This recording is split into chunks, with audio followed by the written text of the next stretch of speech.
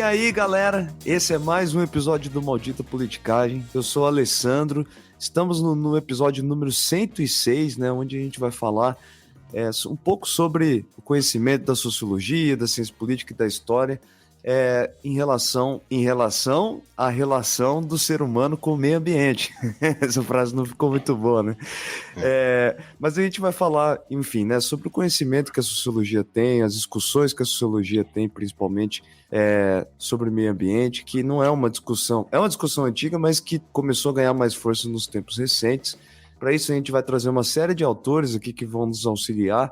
E também, para isso, estou aqui reunido com o nosso querido Luiz Domingos. Tudo bem, Luiz? E aí, Alê? Saudações a todos e todas. Colocamos um título ali para ver se o pessoal se interessa, né? Um título enigmático, né? Mas ele vai começar a se revelar ao longo do episódio, portanto, fique com a gente.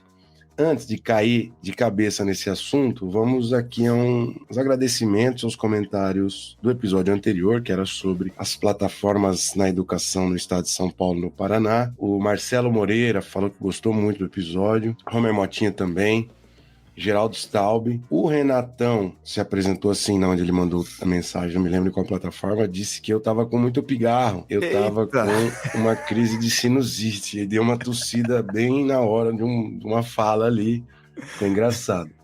E o Lobisomem falou assim que o Afonso, o entrevistado lá, deve dinheiro para ele, então Afonso, vai atrás dos seus credores para poder resolver essas pendências aí. Que senão começa a aparecer na caixa de comentários da internet alheia, então é importante tomar cuidado com isso. Então, outra coisa importante, nós somos um podcast de sociologia, de ciências sociais, sociologia, ciência política, mas a gente tem vários sobre história. Hoje vai ser um pouco nessa fronteira de sociologia, história e história natural, né? Porque nós vamos discutir o clima, a história, a sociedade. É um episódio que vai dar um tilt na cabeça de vocês, assim como deu na nossa para preparar, mas nesse momento em que a gente passa pela comoção em torno do que está acontecendo no Rio Grande do Sul, é um momento que a gente acha oportuno para uma reflexão mais profunda a respeito dessas questões, dessas coisas que dizem respeito à vida humana nessa rocha chamada Terra, né? Então, nós vamos tentar ampliar essa discussão. Espero que vocês gostem. Se vocês gostarem, por favor, nos escrevam. Se não gostarem, escrevam também. E também compartilhem, enviem para as pessoas, os possíveis interessados, do circuito aí, dos círculos de vocês. A gente trabalha com Instagram, com Twitter, são redes sociais que dificultam a divulgação de coisas. Quando você não paga, a gente não tem dinheiro para impulsionar, né? Sempre. Então a gente precisa muito desse trabalho de formiguinha. Além do mais, nós também precisamos da ajuda de vocês para arcar com os custos de tudo que envolve um podcast. Na semana passada nós adotamos um outro software para gravar. Já teve pessoas que falaram que o áudio ficou melhor e isso impõe custos. Então, para vocês ajudarem a gente, para a coisa ir crescendo de qualidade técnica, vai dar um help lá no apoia.se/maldita politicagem. Nós agradecemos muito os atuais doadores, aqueles que já foram e deixaram de ser, e conclamamos aos novos doadores para que a gente possa preparar episódios interessantes, cuidadosos e com qualidade técnica. Então, apoia.se/maldita politicagem. Lembrando, então, enfatizando, né, Luiz, que é um episódio, lógico, né, inspirado pelos acontecimentos recentes, né? A gente acabou pensando muito sobre isso e olhando para o espelho, né, refletimos que realmente falta muito da sociologia e da ciência política um debate sobre clima, um debate sobre essas agendas que agora se tornaram relevantes, né, na disputa da narrativa política atual. Então, enfim, é um episódio inspirado, mas que não vamos falar necessariamente sobre os acontecimentos, sobre os alagamentos, as enchentes no Rio Grande do Sul. Nós julgamos também que é um tema que exige muitas especialidades, né, específicas ali, e ainda sobre a política ainda está muito nebuloso, né? Ainda estamos vendo quais são as ações que serão feitas pelos agentes estatais, etc. Em breve nós faremos, então, um episódio mais específico sobre esses acontecimentos. Luiz, tem uma imagem inicial para a gente? Sim. O exercício que a gente vai propor aqui por ocasião das enchentes do Rio Grande do Sul é pensar de forma mais ampla a história e o clima e as sociedades humanas, né, desde de quando a sociedade altera e se relaciona com o clima, com o meio ambiente. Mas a história, para fisgar aqui, uma vez se fisga o ouvinte, é a história da cerveja, Alessandro.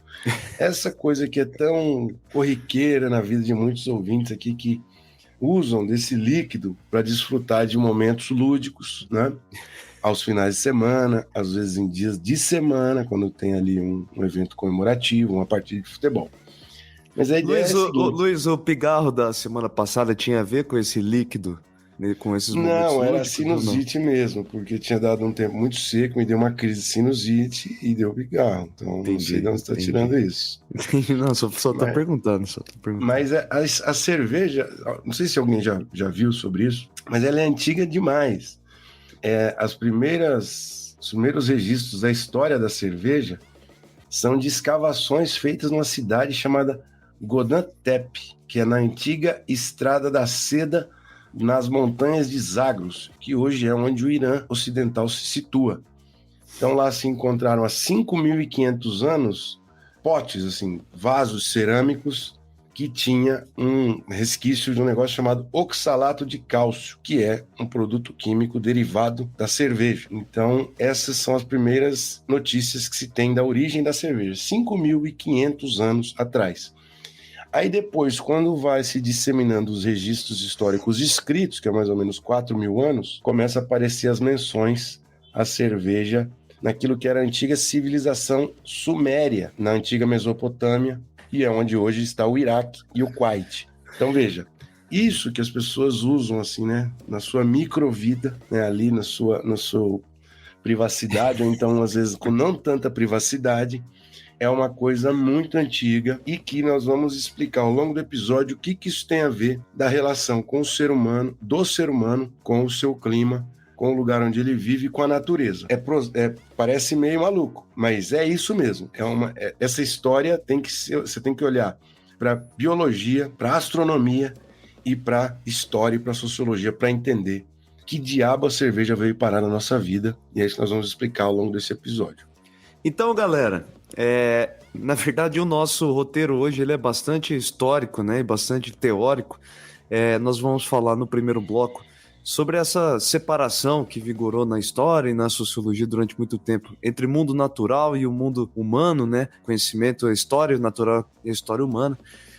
No segundo bloco a gente vai falar um pouco mais sobre uma sociologia ambiental dos tempos mais contemporâneos, um pouco sobre os acontecimentos, especialmente em relação aos modelos urbanos brasileiros e um pouco das propostas que surgem por aí, que estão sendo debatidas atualmente.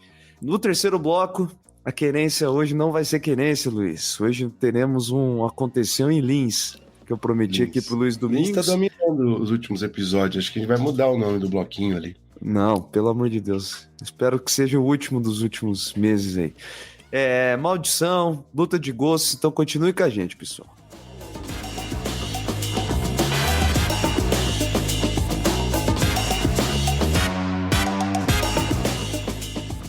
Meu querido Dominguinho, seguinte, nós temos uma tradicional separação entre história natural e história humana, né?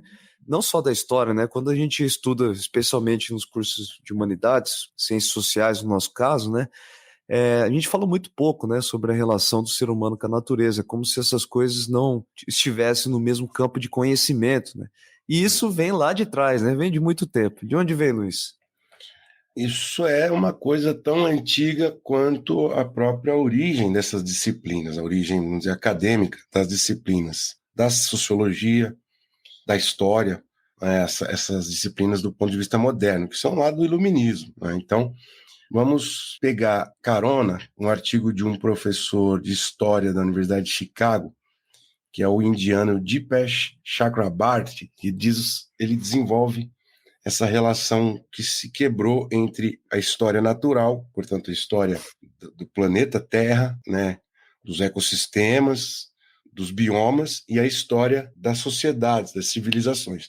Essa separação nasce com o Iluminismo no século XVII e XVIII. Esse é o ponto de partida desse autor, o Chakrabarti. Diz ele que o ponto de partida na filosofia, na história, é o tal que a gente já falou em outros episódios, que é o Jean-Baptiste Vico, que advogava essa separação. Dizia o Vico que as coisas naturais não tinham vida consciente, né? Então, uma pedra, o mundo natural dos bichos, eles não tinham a consciência e a razão que o ser humano tinha. Por isso a história era a história do ser humano, a história das culturas, de como os seres humanos desenvolvem seus costumes, a religião e assim por diante. Essa ideia não era só dele, ela estava disseminada nesse ciclo ali do século XVII e XVIII.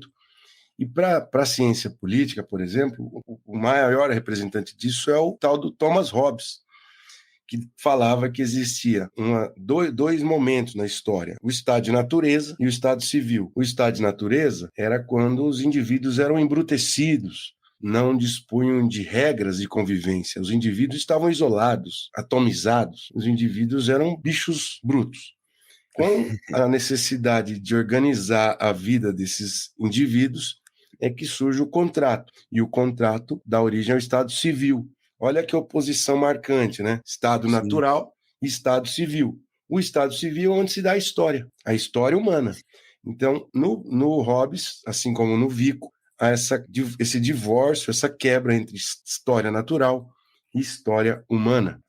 Bom, mas esse modo de ver, né, uma forma de pensar que o ser humano é um protagonista e que, portanto, ele controla, domina a natureza, permeou toda as humanidades desde esse período, né? Ao longo de todo o século XVIII, XIX e XX, nós nos acostumamos a pensar assim.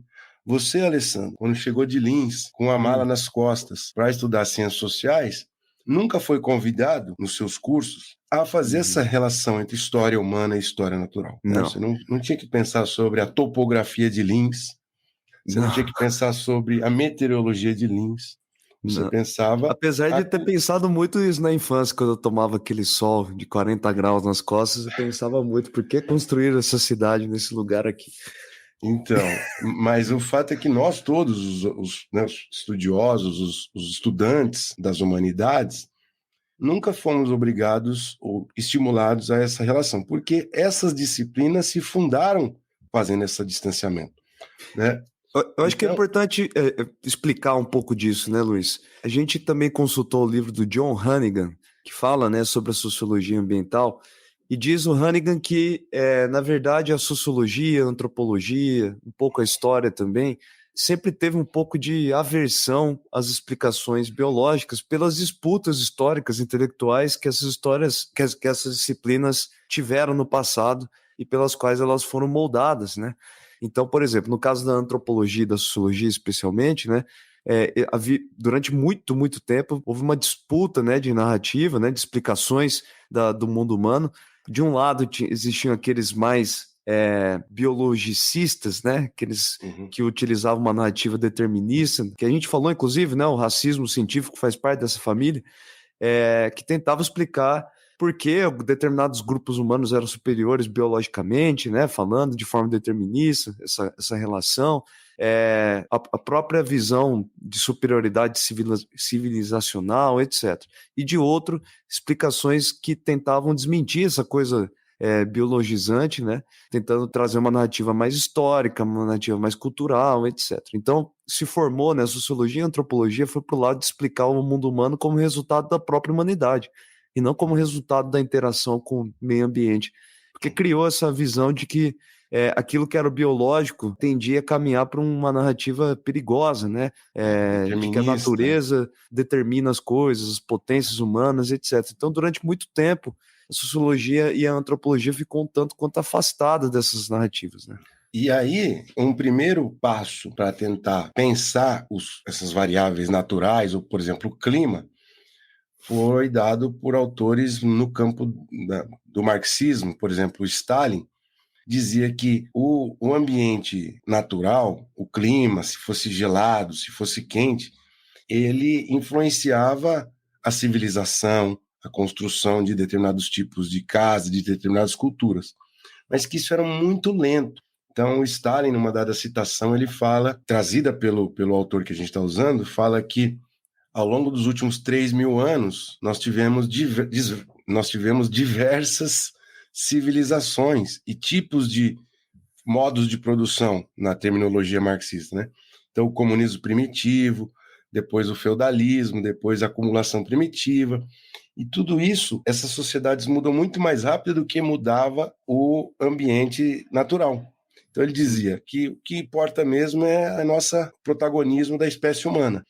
Depois, o Fernand Braudel, historiador importante francês, no livro sobre o Mediterrâneo, ele mostra como que as estações do ano eram importantes, a variação das estações do ano e as variações dos mares eram fatores importantes na determinação do que cada civilização fazia naquele ambiente conforme a estação do ano.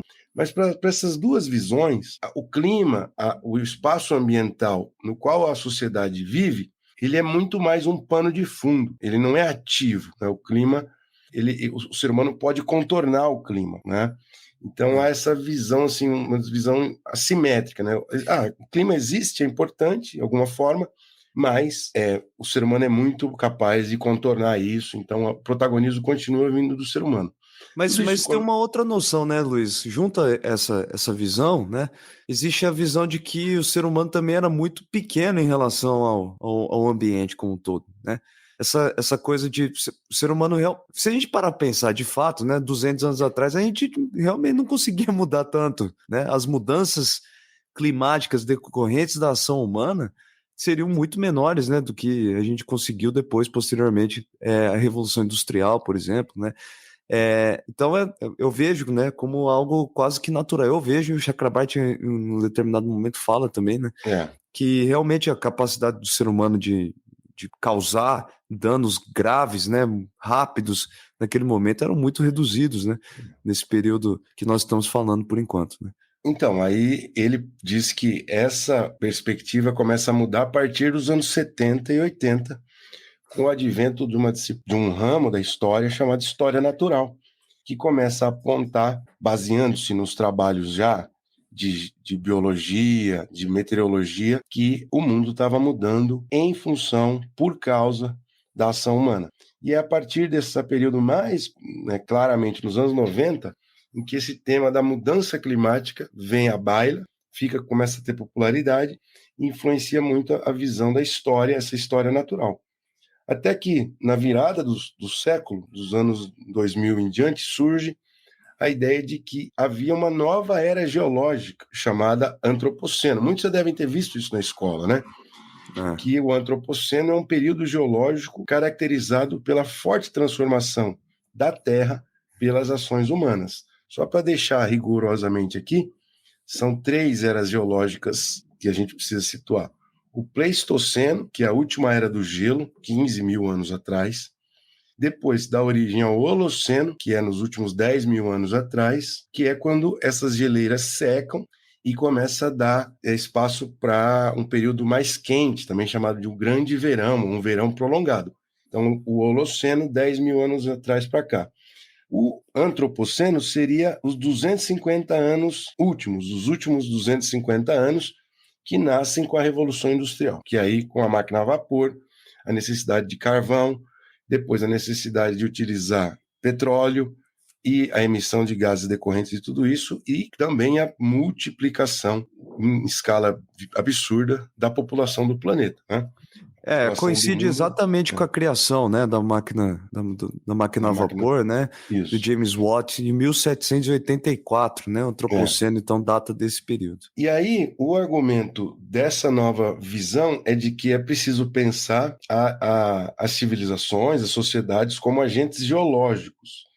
E com isso, nós acabamos diminuindo aquela ideia que você falou que nós éramos pequenos nas transformações geológicas, e agora somos atores muito fortes, muito capazes de alterar drasticamente a dinâmica do planeta, né? E aí, veja, aí começam a surgir os dados que corroboram isso. Então tem já passando aqui para o nosso Tem Tabela, né? Podemos? Pode passar. Um relatório de avaliação dos ecossistemas do milênio que diz que mais de 2/3 dos 14 biomas do planeta e mais da metade de 4 outros biomas do planeta estão sendo convertidos principalmente em solo para agricultura. Isso está mudando, eles analisam isso nos últimos 2 séculos, portanto de 1800 para cá. Perdão, 1900 para cá. Não, 1800 para cá, caramba. Há uma afirmação de que aproximadamente 30% das espécies de mamíferos, aves e anfíbios estão em processo de extinção. E essa quantidade de espécies é possível que ela se torne, num curto período de tempo, superior ao número de espécies que foram extintas quando o meteoro que atingiu a Terra para extinção dos dinossauros, há 65 milhões de anos atrás. Então, atenção, o dado é esse. Segundo esse relatório de avaliação dos ecossistemas do milênio, foi publicado no começo do século, o caminho de extinção de espécies atualmente em processo na Terra já é equivalente ao número de espécies que foram extintas há 65 milhões de anos atrás, quando um meteoro caiu na Terra. Então, só que não caiu nenhum meteoro nesses últimos 200 anos.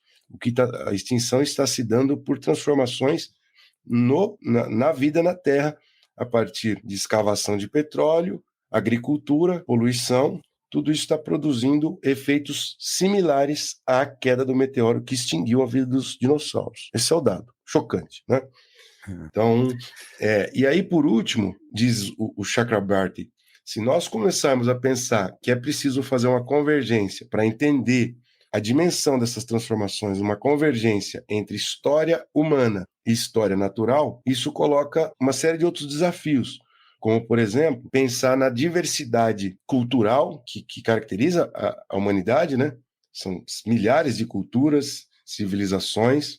Então é preciso pensar, por exemplo, a diversidade entre ricos e pobres, a diversidade de idiomas, a diversidade religiosa, mas é preciso pensar, por outro lado, numa unidade, que é a espécie humana como capaz de agir sobre o planeta. Então essa dá um quebra, diz ele, para os paradigmas das ciências, especialmente da história, da sociologia, da antropologia, que pensam a história como a diversidade cultural, por um lado, e aquilo que é pensar a unidade humana como agente geológico.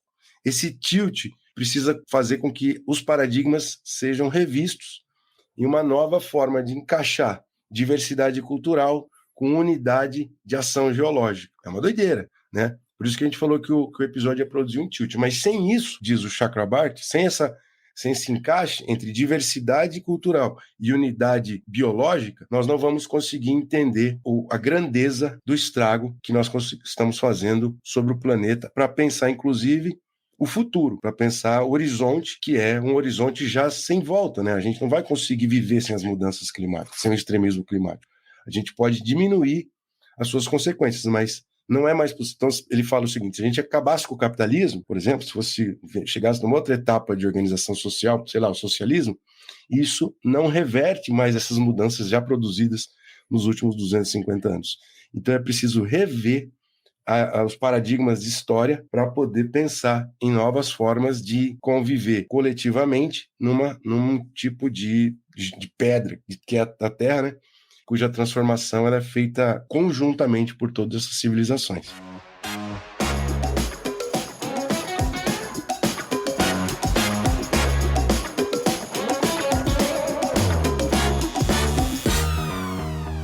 Pois bem, então a questão aqui é uma reflexão sobre como pensar a vida nesse mundo para as nossas disciplinas.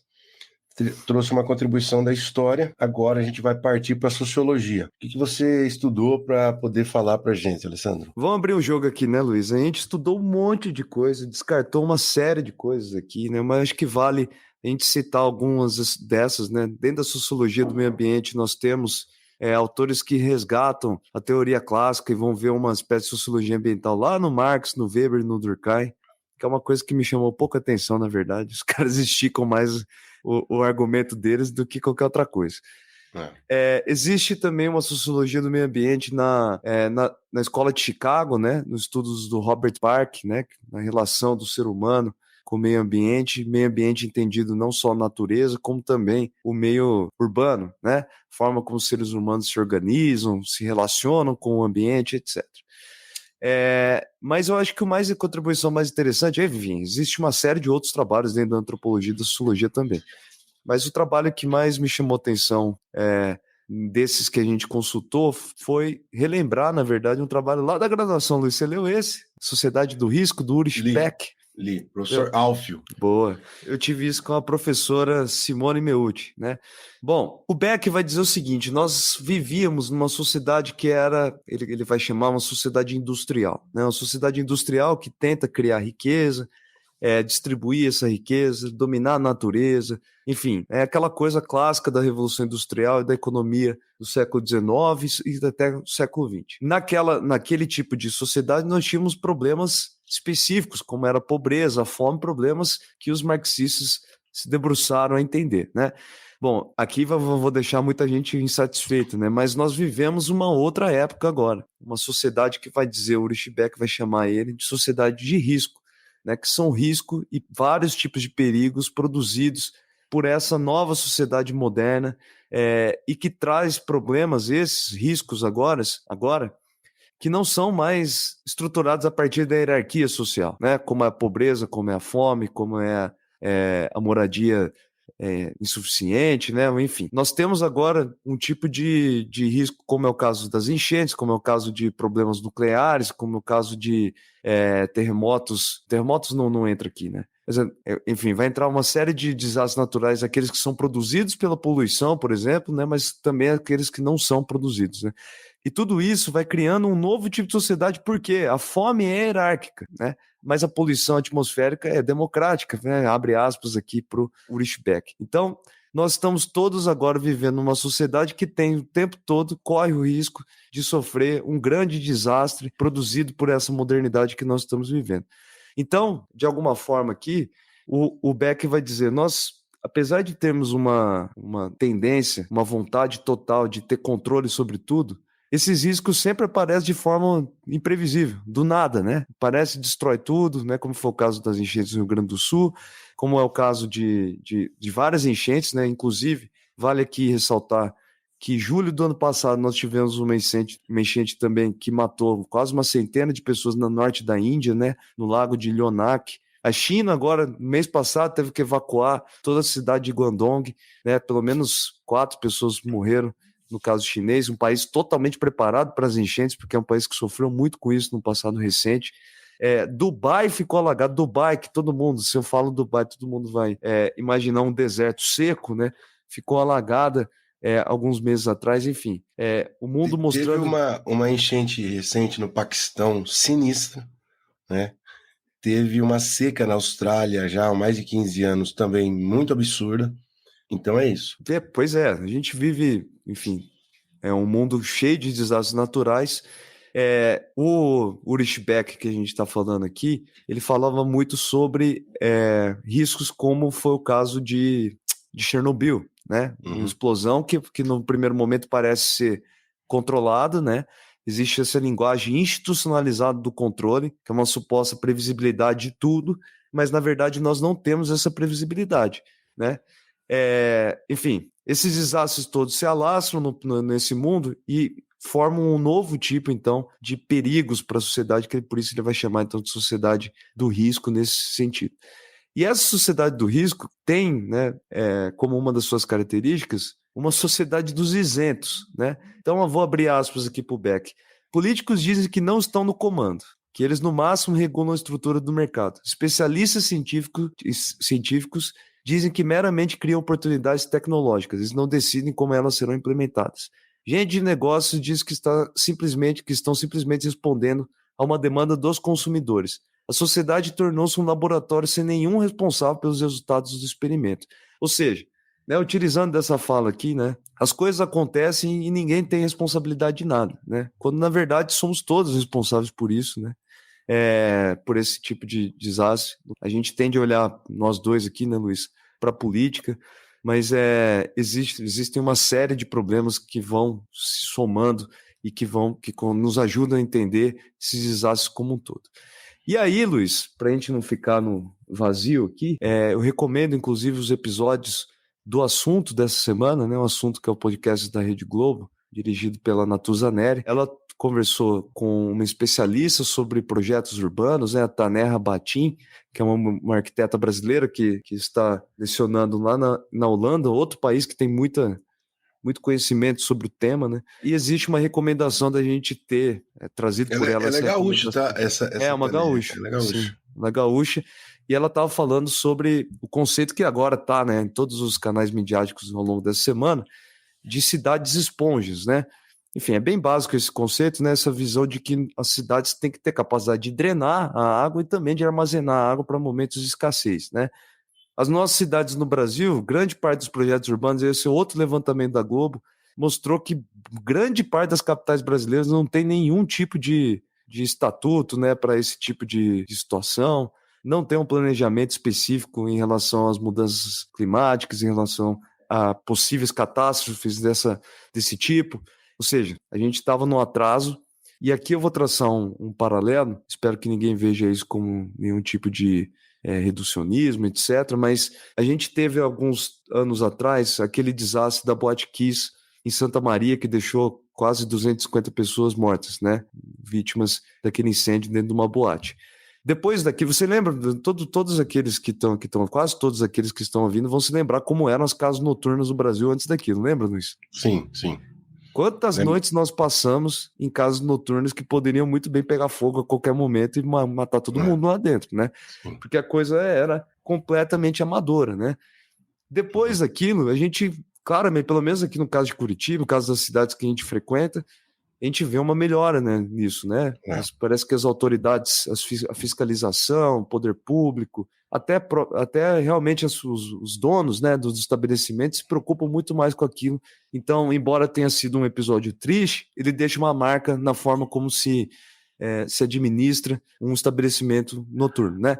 Bom, eu acho que nesse caso acontece algo parecido, né? A gente vê pelos levantamentos que a maior parte das cidades não tem menor preparo para receber um dano como esse, né? Para ao menos minimizar, né, o desastre natural dessa magnitude. Porto Alegre não estava preparado, Porto Alegre tinha uma série de problemas, assim como várias das cidades gaúchas, mas isso tende a ser, ao meu ver, um marco aqui na história como a gente lida com esse tipo de problema, porque agora, enfim, né, uma segunda tragédia seria totalmente, sim. Só uma colocação aqui.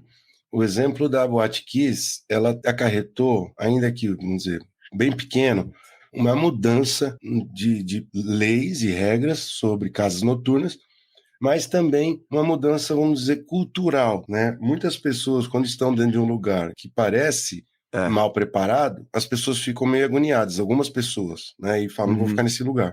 Porque pensa lá, o que a gente precisa com o que está acontecendo em termos de extremismo climático, é isso, mas é muito difícil de ter essa mesma relação. Você está, por exemplo, lá na beira do Guaíba daqui 2 anos e ficar com medo de que ele vá passar por uma enchente. É diferente.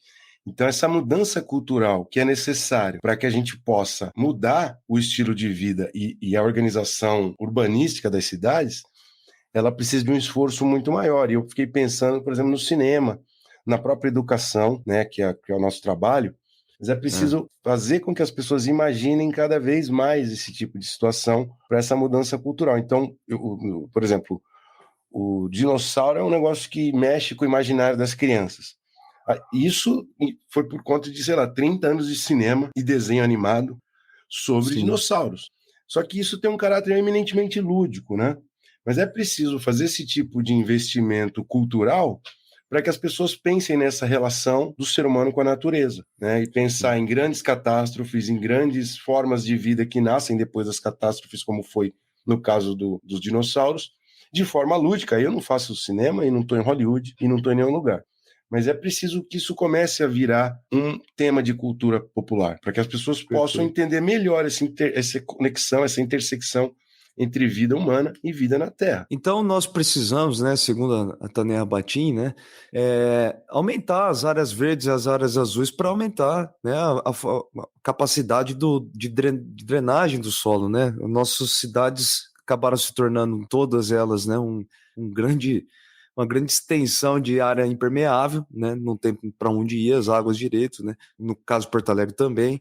nós precisamos melhorar isso, mas isso não é só apenas um problema da ordem pública, da ordem política, né? A Tânia Batin vai falar isso, o próprio Ulrich Beck atenta para isso, como isso não é o caso aqui da gente querer se isentar dos problemas, é um problema de todos nós, né? Eu vou falar depois no aconteceu em Linz, então, dessa vez, um caso da minha própria família, mas existe uma tendência da gente não ligar para isso, né?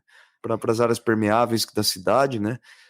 A gente tem visto cada vez mais um mar de cimento em vez de ter lugares permeáveis. Bom, Luiz, pro quebra-pau não tem jeito da gente sair, né? Da gente fugir disso, eu acho. Mas é impressionante como a desinformação ou o pensamento que reduz, né, esse tipo de argumento que vem com bases científicas muito fortes surgem, pipocam na internet, né? Bases científicas fortes, desinformação? Não entendi. Não, eu tô falando, a desinformação, mesmo contra afirmações de bases científicas muito fortes, ainda assim essa desinformação ganha muita força nas redes sociais. Enfim, existem vários vídeos mostrando coisas, estudos antigos, anteriores, né? Mas ainda assim as pessoas gostam mais de ouvir a tranqueira do que qualquer outra coisa. E a gente estava revivendo o pesadelo que foi durante a pandemia, né? De mentira, a campanha de mentira muito forte, porque assim como na pandemia, embora, claro, com muitas especificidades aqui, mas o grupo que promove essa campanha, ele tem muito apelo porque a solução é a seguinte, ó, você não precisa fazer nenhum sacrifício, porque isso tudo é mentira. E é claro que as pessoas querem ouvir que elas não precisam fazer sacrifício, ao passo que levar a sério o problema da mudança climática impõe sacrifícios coletivos e individuais significativos. Sim. Né? Então, a imundície humana que lá estava fazendo aquilo retornou agora num momento muito delicado. Isso é um pavor total, né? São pessoas repugnantes que a gente precisa combater.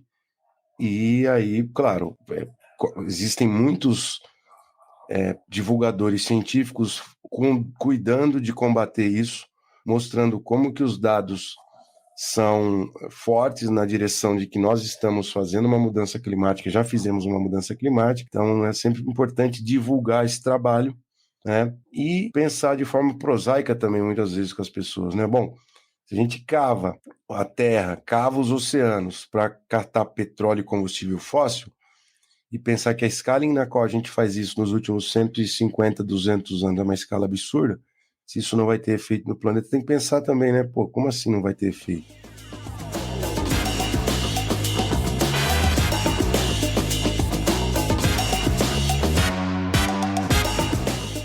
Bom, Luiz Domingos, vou mandar uma maldição pra você dessa vez, hein? Você é o nosso maldito apresentador, maldito comentador. É você mesmo que vai resolver a nossa vida aqui. Você acha que a política de curto prazo, né? Na verdade, essa lógica política, né, que é de curto prazo, de 4 anos, né, tendo em vista o ciclo eleitoral, atrapalha o nosso planejamento urbano, o combate a esse tipo de catástrofe. O que você acha? Ah, sim. Sim, esse é um desafio importante, atrapalha, porque a democracia nunca solucionou para um problema dessa grandeza. A democracia, enquanto regime no Ocidente, ela foi boa para solucionar outras coisas, como, por exemplo, alfabetização, distribuir riqueza em alguns países, numa boa parte dos países, mas ela nunca enfrentou um problema dessa escala temporal que precisa de esforços pensados em 20, 30, 50 anos, que é o esforço que está dado diante da gente, né? Então, há um descompasso entre o tempo do ciclo eleitoral, 4, 5 anos, dependendo do país, e o tempo da necessidade de contornar as mudanças climáticas. Eu tenho uma história do projeto Brasil 2040, que era um projeto para fazer adaptações da economia brasileira às mudanças climáticas, que foi instalado na Secretaria de Assuntos Estratégicos da Presidência, lá no governo Dilma, em 2013.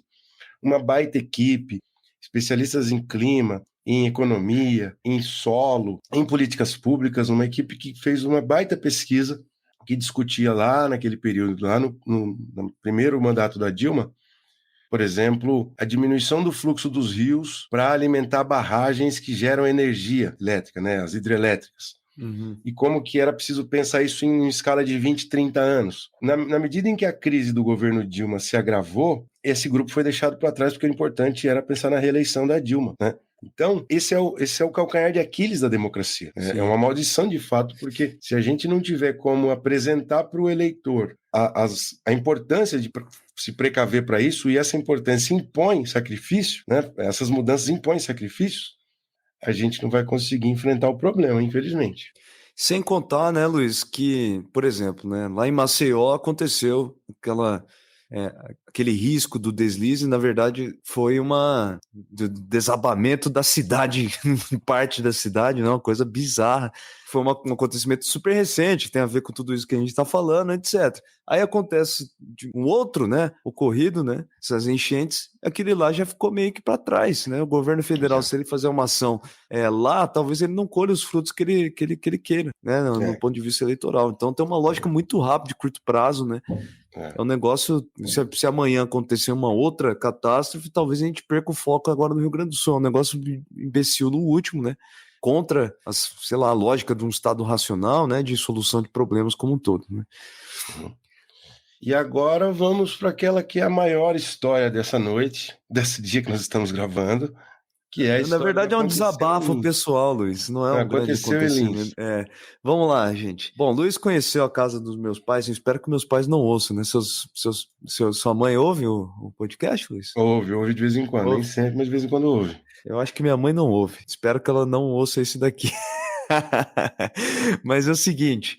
A casa dos meus pais é uma casa grande no interior de São Paulo, né? Em Lins. Uma casa antiga, né? Daquelas dos anos 60, 70. Que tem aqueles quintais grandes, né? Espaçosos. E nesse quintal, né? Eu vivi ali quando eu era criança, né? Na terra, jogava bola, brincava com o cachorro, aquela coisa toda.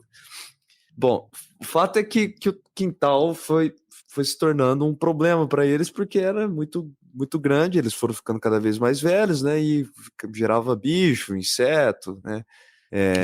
Lama, cachorro fazia buraco, caía folha no quintal, etc.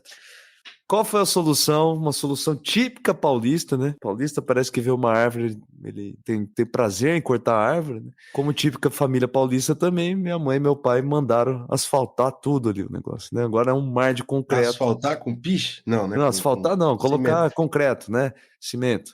Cimentaram tudo, o negócio, tá calor pra caramba, bate um sol que agora fica retendo aquele calor por muito tempo, né?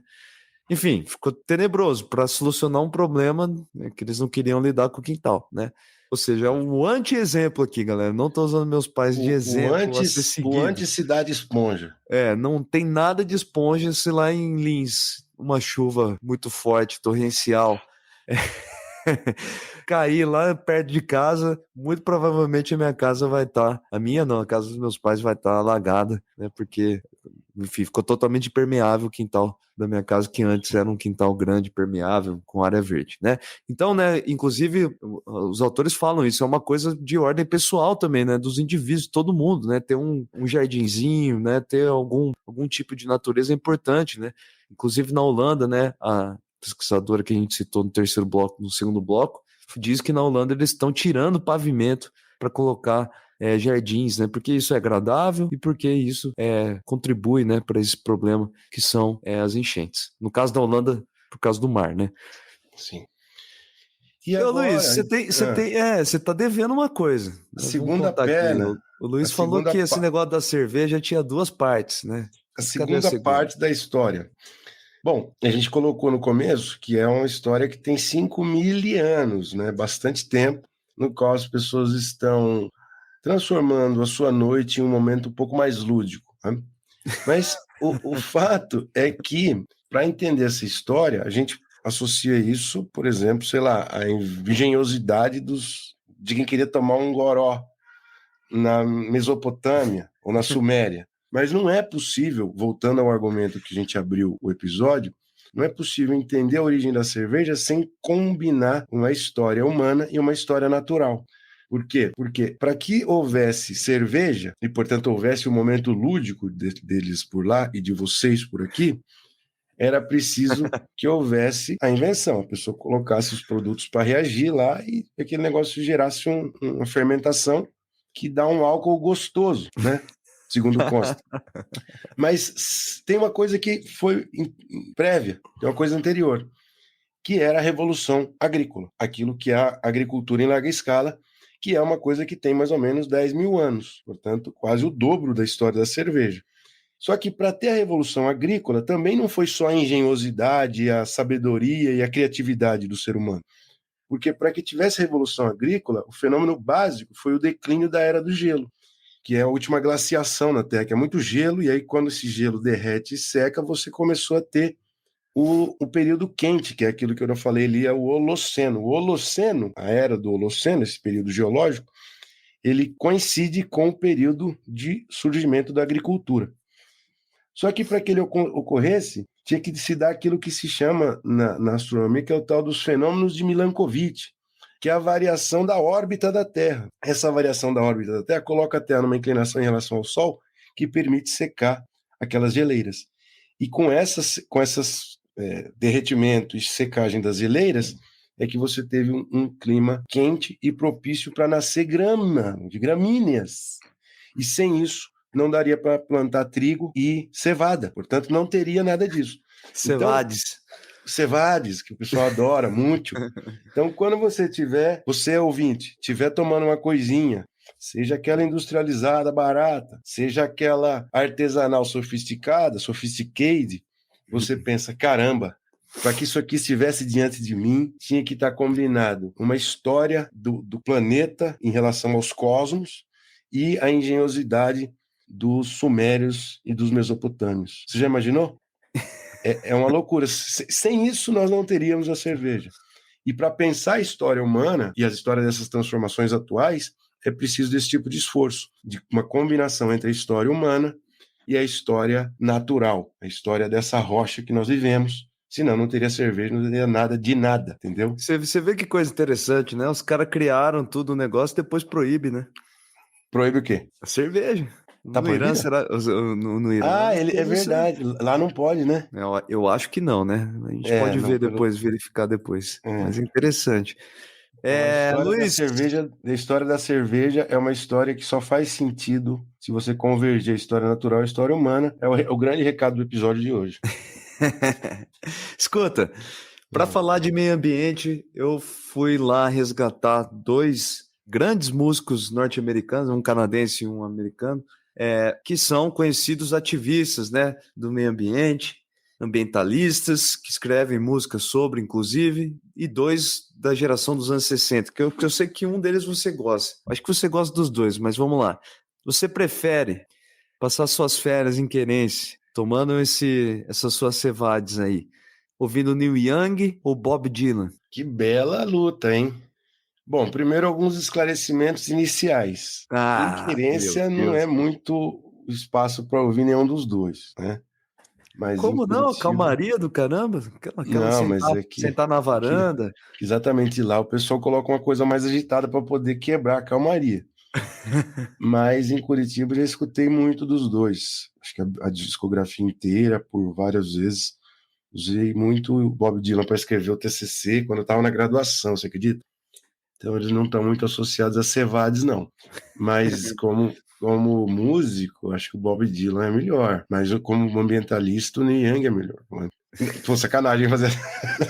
Como ambientalista. Não, qual o critério que você usou que o Neil Young é melhor ambientalista que o Bob Dylan? Porque o Neil Young ele é mais incisivo na crítica dele, né? Fora das letras, quero dizer. Que incisivo. Mas os dois são muito bons, mas eu gosto mais do Bob Dylan. E você? Eu gosto muito mais do Neil Young. Muito aquele mais, violãozinho. Canta um pedacinho pra nós. Neil Young bate no fundo do coração. Bate no assoalho do coração. Canta um pedacinho pra nós. Que canta o quê? Sai fora, rapaz. Não canta nada, não.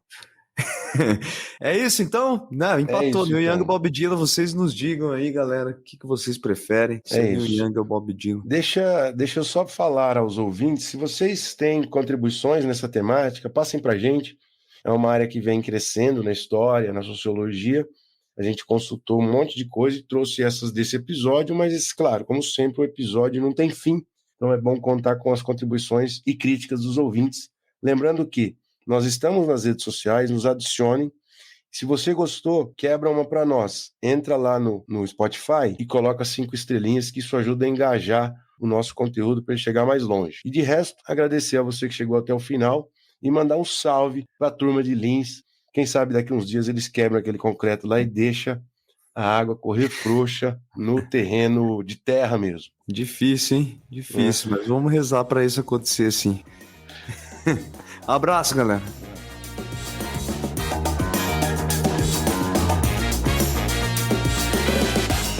O Maldita Politicagem tem roteiro e produção de Luiz Domingos Costa e Alessandro Tokumoto, edição de áudio de Matheus Bittencourt, finalização de áudio e identidade visual de Fábio Tokumoto.